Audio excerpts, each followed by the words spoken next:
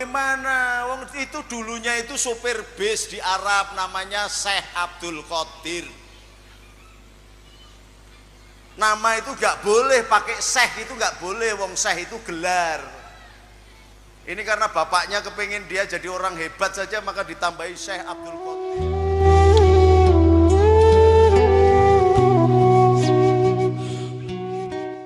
Saniki nggih kathah ahli sunnah wal jamaah sing ora cetha. Ngakune ya NU, ngakune ahli sunnah tapi khutbah di gereja. Kan enten to niku. Wong ora waras kuwi.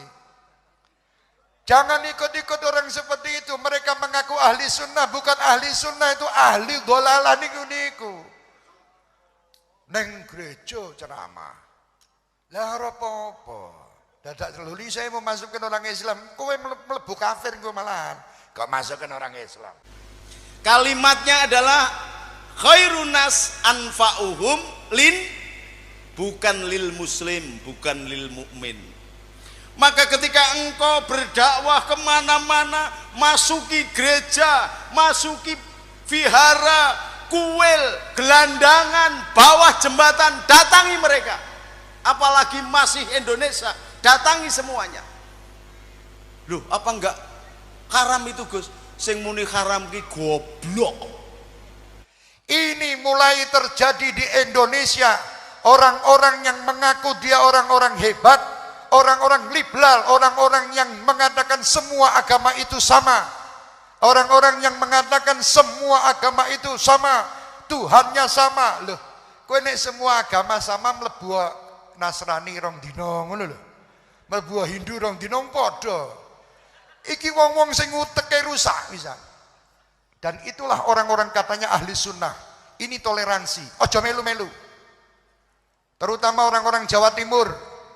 Saya ahli sunnah wal jamaah. Saya pula mustasyar NU. Tetapi saat ini banyak orang-orang NU yang otaknya sudah mulai dirusak oleh orang-orang luar. Yang mereka mengatakan semua agama sama. Mereka dakwah di dalam gereja. Bukan dakwah, mereka justru menghina agama Islam di depan orang-orang kafir. Hati-hati.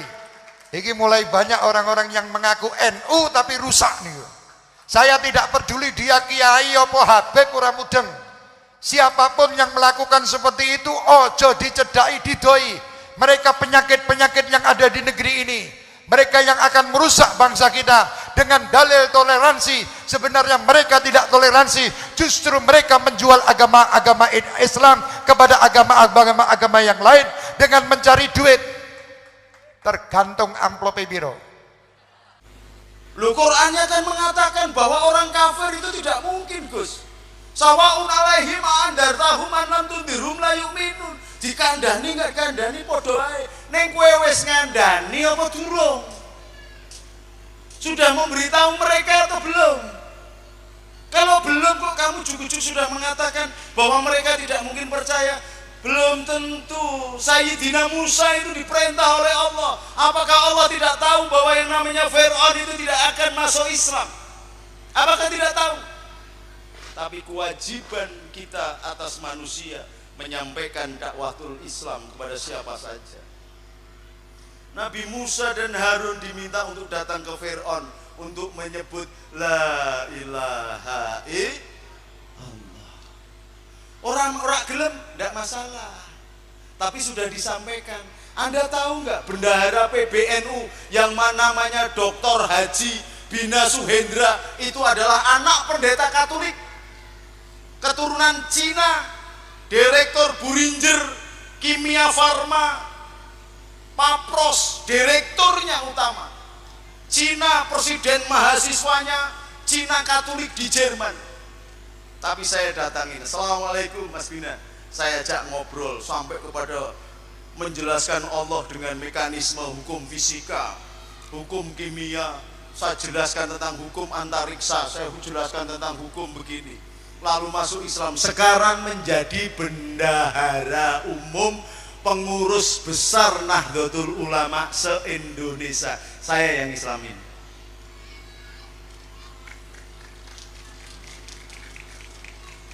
Tadi Maulid ini bangkit malu kali Kanjeng Nabi. Ngisin-ngisini jenengan ngaku umat Rasulullah. Tapi kalau jenengan setiap saat membuat sakit hati Nabi Muhammad, jangan ngaku umat Rasulullah kalau setiap saat Anda ini cuma mencoreng nama Nabi Muhammad. Islam adalah agama yang benar.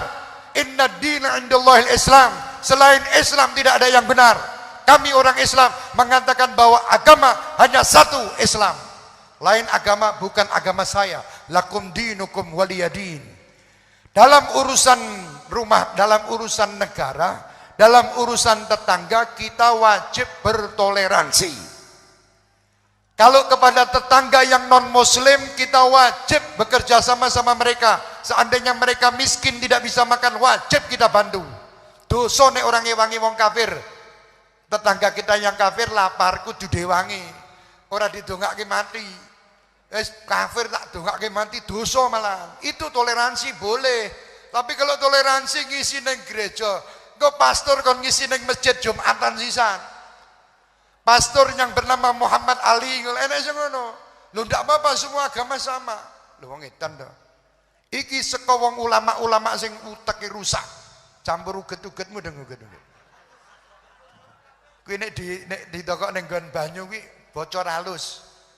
Kluduk suwi neh, kluduk ki rusak wong-wong kaya ngono ketoke kaya ulama tapi merusak bangsa.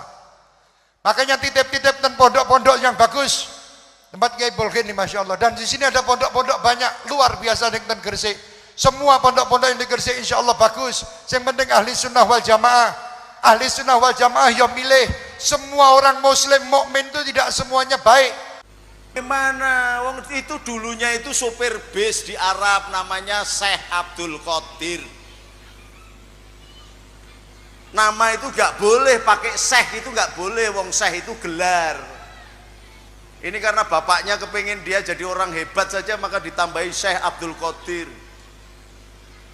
Wong jenengan kok insinyur, kayaknya enggak sekolah dulu dapat gelar insinyur. Ini enggak tahu-tahu namanya insinyur, namanya doktor begitu. Yang masuk gereja cari uang, ulama cari duit, utekin jeblok. Lha wong Gus Dur itu yang ngajarkan. Yang mengajarkan Gus Dur itu adalah Rasulullah. Rasulullah malah masuk ke rumahnya orang Yahudi yang matanya buta, mengajarkan moralitas agama sampai kemudian masuk Islam. Rasulullah yang masuk ke rumahnya orang Majusi yang setiap hari ngirim tai dan kemudian karena kelembutan hatinya Majusi masuk Islam. Maka kalau suaranya bagus silahkanlah, tapi barang selawat boleh. Barang selawat mengutamakan selawat Nabi aja saya sudah dapat bayaran 60 juta, 70 juta sekian, silahkan. Tapi jangan ikut-ikut ngomong soal agama, ramudeng. Mung suarane apik tok ya wis barang selawat wae. Tapi jangan ngomong-ngomong soal ilmu, nanti malah nabrak yang lain-lain. Ngaku mustasar NU saya ini dari bayi. Pengurus Ansor, komandan Banser, sekarang jadi komandan pendekar pagar Nusa se-Indonesia. Pengurus NU, Panglima pasukan berani mati, bukan Panglima Banser, pasukan Panglima berani mati ini. Janganlah dengan kelembutan, dengan moral. Gus, kok kenapa sampean masuk gereja begitu dong? Jangan kemudian ngomong di luar, ini ada kiai ngaku NU, ngaku Gus, ceramah di ini. Masa Tola Al-Badru disuruh masuk gereja? Loh, kalau memang bener Tola Al-Badru masuk gereja kan gerejanya jadi masjid. Goblok ora dinggo gitu loh, gimana? Berarti Rasulullah sudah menguasai mana-mana gitu loh. Dikatakan Habib Ali min khawasil mu'minin wa tarwi'an lil muta'alliqina bihadzal nuril mubin. Wong mukmin sing apik itu adalah mukmin yang betul-betul mempunyai rasa cinta, mempunyai rasa tasywiq. Apa geringging di sini? Seperti apa? Tasywiq itu kerinduan dengan Rasulullah. Ki mukmin sing khusus. Sing umum ya sing ngono-ngono kuwi. Ya kita tidak mendoakan mereka masuk neraka, tidak, cuman saya heran. Zaman biyen kok ora nek kaya ngono ki aman malahan. Tidak ada orang rusak-rusak. Zaman sekarang kakean gaya toleransi, Natal kebangsaan, Natal bersama. Terus sing donga kiai. ila hadratin nabi, Ki Natal bersama lagi. ila hadratin nabi Muhammad sallallahu alaihi wasallam. Oh, tampar saat cangkeme. Kuwi model apa di depan orang-orang kayak gitu. Ini wong ora waras, itu bukan saya. Natal ya ben urusane wong Natalan dhewe. Ini peringatan tiap tahun koyo ngene keadaannya. Tahun muka akan lebih buruk. Nanti anak-anak kita suruh mauludan, suruh berterbangan nang jero gereja. Nanti bakal begitu toleransi. Nanti anak-anak kecil kan terbang diundang karo wong nang gereja.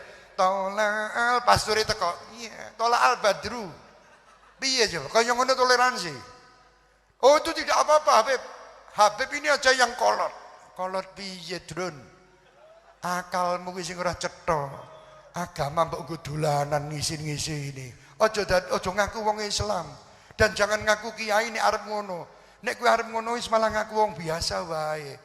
Ini mulai dirusak. Soalnya mau merusak bangsa kita ini sulit. Sing dirusak ulama-ulama esek. Sing bangsa kiai apa Habib ini sing jenggote loro-loro sik dingungane. Sing siji ngamukan, nggih. Sing siji ngamukane ngamukan sing keliru. Ngamuk keliru itu apa? Sing dadi teroris kuwi lho. Yang satu kelosen. Toleransi.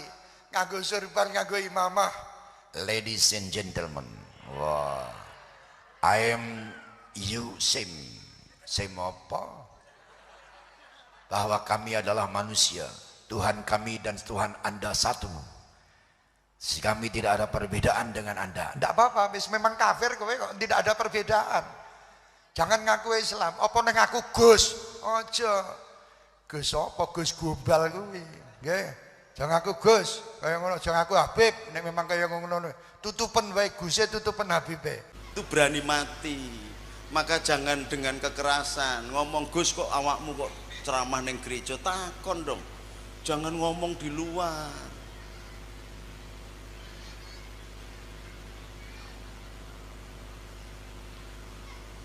Wal afina anina, saya memaafkan, mudah-mudahan dibuka hatinya dan tahu bahwa Rasulullah tidak secetek itu. Rasulullah jin saja kepingin masuk Islam, datang kepada Rasulullah, diterima. Jin, pohon kurma yang dulu menjadi senderannya Rasulullah ketika hijrah, nangis. Rasulullah mendengar tangisan pohon kurma, lalu pohon kurmanya mengatakan, ya Rasulullah, bagaimana aku bisa dekat dengan engkau? Karena aku pohon kurma, yang lain bisa dekat dengan membaca solawat saja, engkau bisa selamatkan dia dengan membaca syahadat, engkau selamatkan dia. Aku pohon kurma. Lalu bagaimana nasibku setelah engkau sandari dulu bertahun-tahun engkau tidak pernah melihat aku? Lalu dengan mukjizatnya Nabi Rasulullah menangis, hatinya tergerak. Pohon kurma saja mencintai Nabi. Maka Rasulullah juga memperlakukan pohon kurma sebagaimana manusia. Baik, kalau begitu wahai pohon kurma, ayo ikut kepadaku. Jalan, lalu dijadikan tiang rumahnya Nabi. Tiang rumahnya Nabi itu yang sekarang menjadi Raudhah. Di situ ada makamnya Sayyidina Abu Bakar, Sayyidina Umar, dan Rasulullah Muhammad SAW. Di Raudhah itu ada tulisan, Bainal baiti wa mimbari riyadin min riyadi jannah. Antara rumahku dan mimbarku adalah taman surga.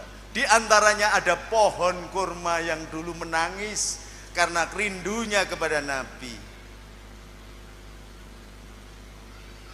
Kalau sudah menangis rindu kepada Nabi berarti cinta. Kalau hukum cinta sudah berlaku, maka yang lain tidak berlaku.